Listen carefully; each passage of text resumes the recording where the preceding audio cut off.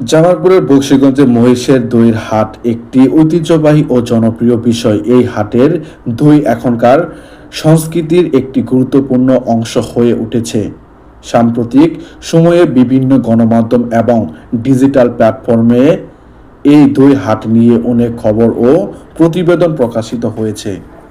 বকশীগঞ্জ উপজেলার বগাচর ইউনিয়নের নঈমিয়ার বাজার বকশীগঞ্জ নঈমিয়ার বাজার মহিষের খাঁটি দুধের দইয়ের জন্য সুপরিচিত। এটি এখনকার প্রধান দই হাটের একটি বিভিন্ন ভিডিও প্রতিবেদনে এই হাটের গ্রামীণ পরিবেশ, দই তৈরির প্রক্রিয়া এবং বিক্রেতাদের জীবনযাত্রা তুলে ধরা হয়েছে।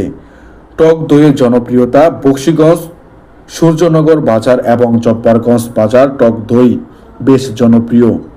এই দইয়ের বিশেষ গুণাগুণের জন্য এটি স্বাস্থ্য সচেতন মানুষের কাছেও সমাদৃত।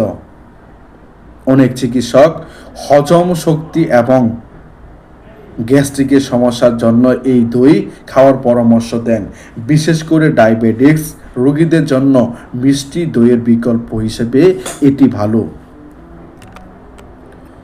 ঐতিহ্যের পুনরুদ্ধার এক সময় দই তৈরি ও বিক্রি কমে গেলেও এখন কিছু দই আলা কৃষক এই ঐতিহ্যকে বাঁচিয়ে রেখেছেন। তারা নিজস্ব খামারে মহিষ পালন করেন এবং দুধ দিয়ে হাতে তৈরি দই বাজারে নিয়ে আসেন।